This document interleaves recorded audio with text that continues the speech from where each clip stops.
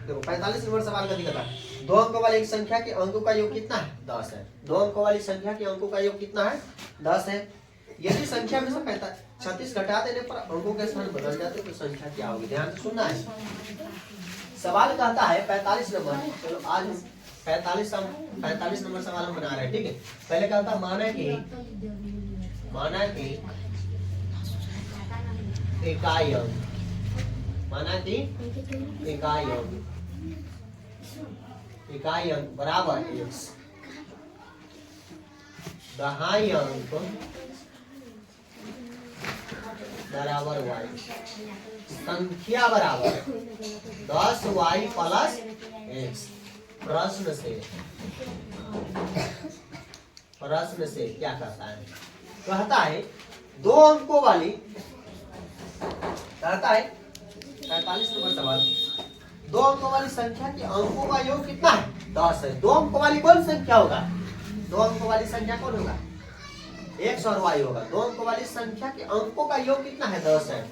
x plus y बराबर कितना है 10।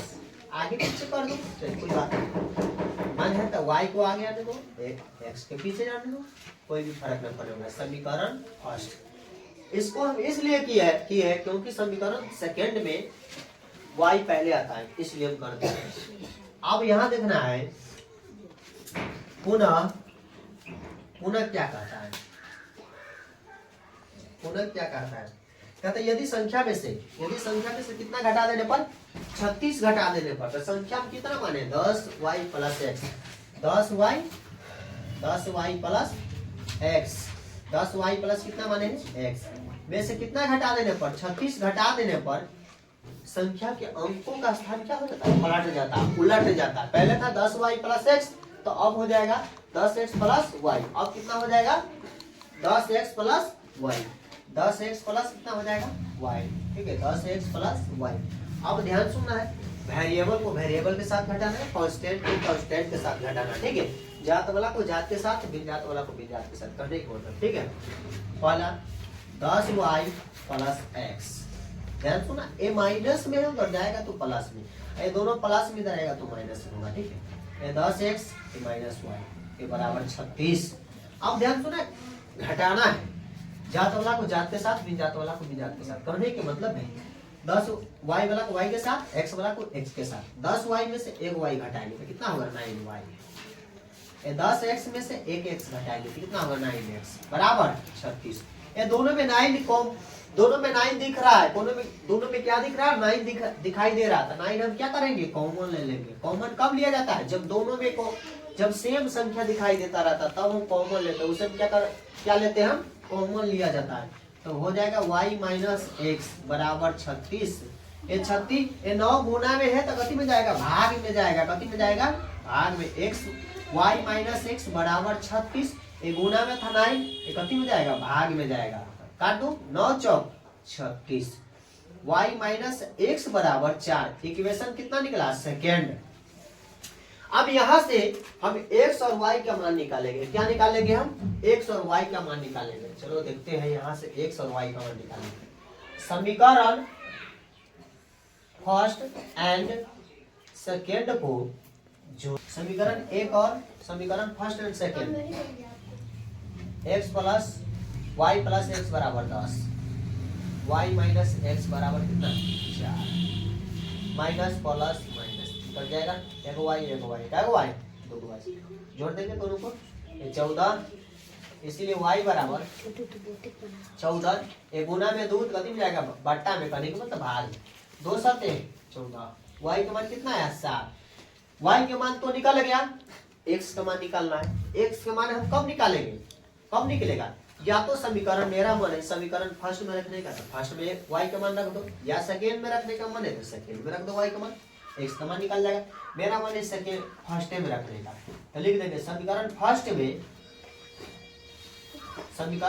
y का मान रखने पर, y का मान रखने पर, ठीक। समीकरण फर्स्ट कितना है y प्लस एक्स बराबर 10, ठीक है। y के मान कितना निकला 7, तो y के जगह पर ही हम 7 रखेंगे। ए न की मतलब कहाँ x की जगह पर, y के मान निकाले तो y के जगह पर रखेंगे, अगर x जगह पर रख दिए तो गलत हो जाएगा, ठीक है। y के मान कितना निकला 7, 7 प्लस x बराबर 10, ठीक है। इसलिए x बराबर 10, 7 प्लस में उधर जाएगा तो माइनस में होगा, ठीक, घटा दो, कितना होगा 3। x का मान कितना निकला 3। अब हमें फाइनल आंसर देना है। फाइनल आंसर क्या कहता निकालने के लिए, कहता संख्या क्या होगी। वैसे तो पहली संख्या दूसरी संख्या तो निकाल दी है, पहली संख्या 3 दूसरी संख्या 7 तो निकाल दिए हम। अब हमें फाइनल आंसर देना है संख्या क्या होगा। तो संख्या क्या होगा, संख्या बराबर फॉर्मूला होता है 10y प्लस x। 10 y के मान कितना है 7, y के जगह पर रखें, x का मान कितना है 3, 10 है 70, 70 प्लस 3 73। ऑप्शन नंबर कितना आंसर होगा 45 का ऑप्शन नंबर 1 आंसर होगा। 45 नंबर सवाल का ऑप्शन नंबर 1 आंसर होगा, ठीक है। ऑप्शन कितना 8 स्टार 97, ठीक। 325 यह n है, तथा n के जगह पर कितना आएगा, ध्यान सुनना, n के जगह पर कितना आएगा। मान लेते हैं अगर हम n की जगह पर कितना रखते हैं 8 अगर रखते हैं तो घटाएंगे तो कितना होगा 70 में 60 घटाएंगे तो 9। ऑप्शन नंबर कितना आंसर होगा, ऑप्शन नंबर 3, ठीक। 47 नंबर सवाल है। 47 नंबर सवाल का दिक्कत है, निम्नलिखित प्रश्न में तारांकित मतलब स्टार की जगह पर कौन सी संख्या आएगा। स्टार की जगह पर संख्या लिखा है 12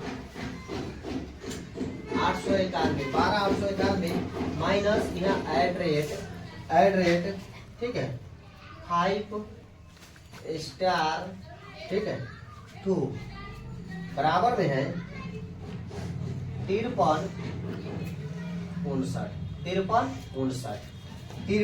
और 59 है। तो इसमें कहता है तारांकित के स्थान पर कौन सी संख्या आएगा। तारांकित का मतलब स्टार की जगह पर कौन सी संख्या आएगा, क्या पति की जगह पर स्टार की जगह पर कौन सी संख्या आएगा।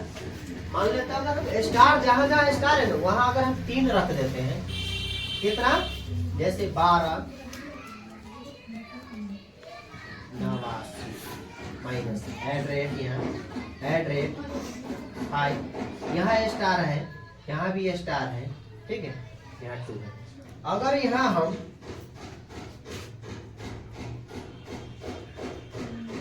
यहाँ मान लेते हैं 5, अगर घटाएंगे तो कितना होगा 3 होगा, कितना होगा घटाएंगे तो कितना होगा वो, ठीक 5 मानेंगे तो घटाएंगे तो कितना होगा, अगर घटा देंगे तो कितना होगा 3 होगा, कितना होगा 3 होगा, कितना होगा 3 होगा। ऑप्शन नंबर 2 आंसर होगा, ऑप्शन नंबर इसका 2।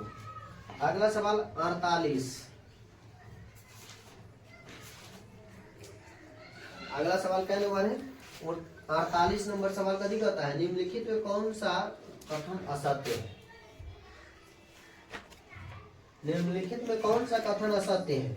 असत्य के मतलब जो गलत हो, कहने के मतलब पाई एक अपरिमेय संख्या है, सही में। अगर कभी कभी एग्जाम में पूछ देता है कि पाई कौन सी संख्या है, सीधा पाई दिया रहे तो ये तो अपरिमेय संख्या होता है। क्या होता है, अपरिमेय संख्या होता है। पाई का मान कहीं कहीं इसका नियरेस्ट मान दिया जाता है 22/48 नंबर सवाल का था पाई कौन सी संख्या है, तो पाई अपरिमेय संख्या ही होता है। पाई का मान कहीं कहीं नियरेस्ट मान दिया रहता है, नियरेस्ट मान 22/7 दिया रहता है तो एक परिमेय संख्या होगा। पाई के मान कहीं कहीं दिया रहता है 3.14 दिया रहता है, ए भी क्या होगा परिमेय संख्या ही होगा। ए भी कथन सत्य है। दूसरा कथन कहता है 22/7 क्या दिया है ना, दूसरा ऑप्शन 22/7 क्या है, ये भी परिमेय संख्या ही होता है। क्या परिमेय संख्या है, सही है, सत्य है। तीसरा क्या कहता है कि -1 सबसे ऋणात्मक पूर्णांक संख्या है, -1 सबसे ऋणात्मक पूर्णांक संख्या है, सही, ये भी सत्य है। कहते सबसे छोटी अभाज्य संख्या 3 है, नहीं, गलत है, ये असत्य होगा। ऑप्शन नंबर चौथा आंसर होगा। सबसे छोटी अभाज्य संख्या 2 होता है, सबसे छोटी अभाज्य संख्या कौन होता है, 2 होता है। ऑप्शन नंबर 3 असत्य। ऑप्शन नंबर 4 आंसर होगा। ऑप्शन नंबर 48 का ऑप्शन नंबर 4 आंसर होगा। ऑप्शन नंबर 4 आंसर होगा। ऑप्शन नंबर 4 होगा। Option number 4। अगला का तो 49 नंबर सवाल कहता है, 49 नंबर सवाल कहता है कि निम्नलिखित में से कौन सा कथन असत्य है। असत्य के मतलब जो फॉल्स है, मतलब गलत है। तो कहता दो सम संख्याओं का योग सम संख्या होती है, सही बात है। कहता दो सम संख्याओं का योग, मान लेते हैं अगर हम दो सम संख्याओं का योग लेते हैं, जैसे दो सम संख्याओं का योग क्या होता है, समय संख्या। 2 6 जोड़ेंगे कितना होगा, 8 होगा। ये भी समय संख्या होता है, ठीक है, ये सत्य है। दूसरा क्या कहता है, दो विषम संख्याओं का योग हमेशा सम संख्या होता है। दो विषम संख्याओं का, जैसे 3 और 5 कितना होगा, 8 होगा ना। 3 5 कितना होता है, 8। लेकिन 3 और 5 कौन सी संख्या, विषम संख्या। 3 5 कौन सी संख्या, विषम संख्या, लेकिन सम संख्या है ना। कहता है ऑप्शन दूसरा का कि दो विषम संख्याओं का योग हमेशा सम संख्या होगी, सत्य, ये भी सत्य है। तीसरा का ऑप्शन कहते थे, पहला ऑप्शन था, ये दूसरा ऑप्शन था। तीसरा का ऑप्शन क्या कहता है, तीसरा का ऑप्शन क्या कहता है, दो विषम संख्याओं का गुणनफल सैदब सम संख्या होती है। दो विषम संख्याओं का गुणनफल, देखो देखो, दो विषम संख्याओं का गुणनफल ना, कौन संख्या होती है, सैदब सम संख्या। जैसे मान लेते हैं विषम संख्या कौन, 3 एगो मान लेते विषम संख्या 3, एगो दो प्रति कहते हैं। दो विषम संख्याओं का गुणनफल सैदब कौन संख्या होती है, सम संख्या होती है। कौन संख्या होती है, सम संख्या ही होती है।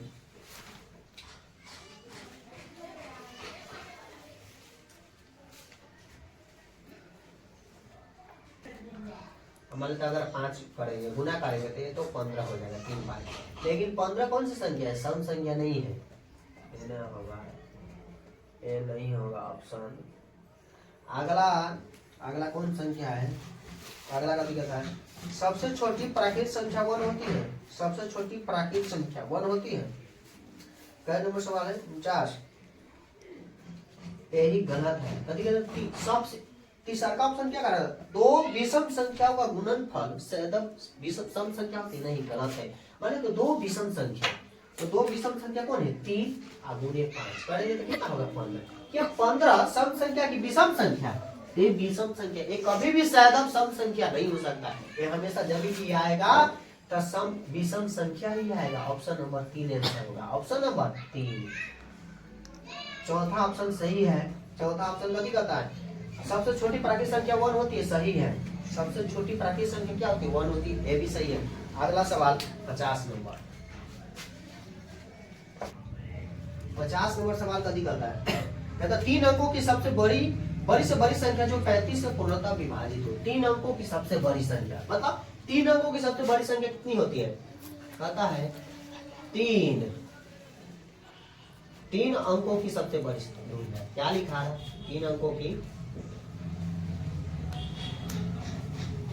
सबसे बड़ी संख्या, सबसे बड़ी संख्या। 3 अंकों की क्या कह रहा है, सबसे बड़ी संख्या कह रहा था, 3 वो 9, ठीक है। कहते 35 से क्या पूर्णतः विभाजित है, विभाज्य है, तो 35 से भाग लगाना है। क्या मतलब कटेगा, 35 गुना 70, 2 मरतबे लगेगा ना, 35 गुना 70 घटा दो, घटाएंगे तो कितना होगा, 9 में से 0 घटाएंगे तो कितना होगा, 9 ही होगा।